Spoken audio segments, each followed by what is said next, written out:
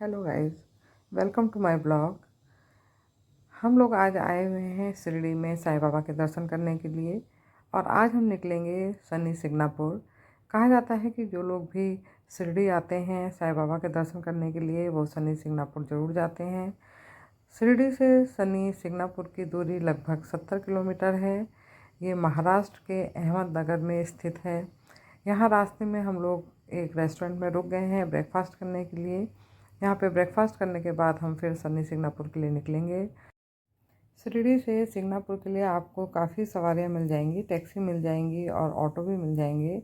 और यहाँ पे पर पर्सन 200 रुपये लगते हैं टैक्सी के। तो आप लोग यहाँ पे आराम से जा सकते हैं शिरडी से सिग्नापुर के लिए और ज़्यादा टाइम नहीं लगता है। वहाँ पे आपको स्टे करने की भी ज़रूरत नहीं है क्योंकि वहाँ पे आप पूजा करके वापस आ सकते हैं उसी दिन। सन्नी सिग्नापुर का ये मंदिर 400 साल पुराना है।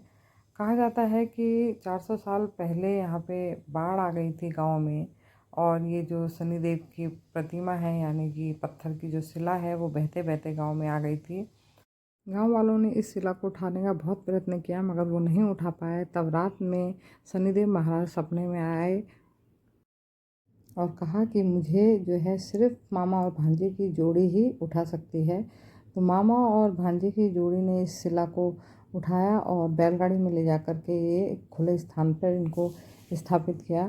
तो आज भी ये जो प्रतिमा है, पत्थर की शिला है, वो एक खुले आसमान के नीचे है और इसके ऊपर कोई भी छत नहीं है। और ये बहुत ही अनोखा मंदिर है जहाँ की ना कोई दीवार है चारों तरफ और ना ही ऊपर छत है और खुले आसमान के नीचे शनिदेव महाराज विराजमान हैं और इनके साथ ही हनुमान जी भी स्थापित किए गए हैं। तो यहाँ पे जब भी आरती होती है तो हनुमान जी और शनिदेव की दोनों की आरती होती है। यहाँ पे आप देख सकते हैं कि मैं एक छोटे से बछड़े के साथ खेल रही हूँ, उसे प्यार कर रही हूँ और बहुत ही प्यारा सा बछड़ा है ये। और आप देख सकते हैं कि पीछे कितनी ग्रीनरी है। यहाँ के सारे जो पूरा इलाका है यहाँ पे काफ़ी ग्रीनरी देखने को मिलती है। जब आप लोग यहाँ पे आएंगे तो आपको बहुत ही अच्छा महसूस होगा, बहुत ही हरियाली नज़र आएगी। तो अब हम लोगों को निकलना है, टाइम हो चुका है, तो अब चलते हैं सन्नी सिग्नापुर की तरफ। सन्नी सिग्नापुर की एक खासियत और है कि यहाँ पे जो है गन्ने का रस बहुत ही लाजवाब मिलता है क्योंकि यहाँ पे गन्ने काफ़ी मिलते हैं और गन्ने के रस को बड़े ही अलग तरीके से निकाला जाता है। जैसा कि आपने देखा होगा आमतौर पर यूपी या अलग स्टेट्स में जो गन्ने का रस हमें मिलता है वो मशीनों के द्वारा निकालते हैं तब हमें मिलता है, मगर यहाँ पर गन्ने का रस निकालते हैं बैल। जी हाँ, यहाँ पे गन्ने का रस बैल निकालते हैं। आपने सुना ही होगा कोल्हू के बैल।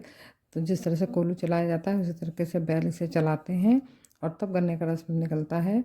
यहाँ मैं गन्ने के रस ढूंढ रही हूँ। वैसे तो आप देख रहे हैं जगह जगह पर गन्ने के रस वाले हैं मगर मैं थोड़ी सी छाया वाली जगह देख रही हूँ। तो मुझे यहाँ पे मिल चुका है गन्ने का रस और सामने ही देखिए आप बैल खड़े हैं और इसी के ज़रिए अभी गन्ने का रस निकाला गया है। और बहुत ही अच्छा मौसम हो रहा है, ठंडी ठंडी हवा चल रही है और मैं बैल के साथ बातें करते करते गन्ने का रस एंजॉय कर रही हूँ। सुबह का वक्त है, थोड़ी थोड़ी धूप आ गई है मगर इस समय काफ़ी हवा चल रही है तो मौसम बहुत अच्छा हो रखा है। यहाँ पे गन्ने के जो रस बेचते हैं उन लोगों ने झूले भी डाल रखे हैं जिससे कि गन्ने का रस पीने का आनंद दुगना हो जाता है। तो मैंने भी सोचा कि चलो मैं भी थोड़ा सा अपने बचपन के दिनों को याद कर लेती हूँ और मैं भी बैठ गई झूले पे और थोड़ी देर मैंने भी झूला झूला और बहुत ही अच्छा लग रहा था झूला झूलने में। और अब हम पहुँच गए हैं सन्नी सिग्नापुर। यहाँ पे हमने अपनी गाड़ी जो है पार्किंग में पार्क कर दी है। वहीं से हमें प्रसाद भी मिल गया है, वहाँ पे काफ़ी दुकानें थी और वहाँ से हमने प्रसाद ले लिया है। प्रसाद में काला कपड़ा, सरसों का तेल, गोला, फूल, मिष्ठान वगैरह जो भी आप लेना चाहें मिलता है। और ख़ास तौर से जो मान्यता है वह है सरसों के तेल की।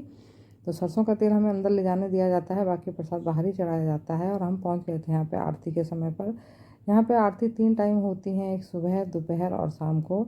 तो हम दोपहर की आरती में यहाँ पहुँचे थे। तो आप देख सकते हैं कि यहाँ पे शनिदेव के साथ साथ हनुमान जी की भी मूर्ति रखी हुई है।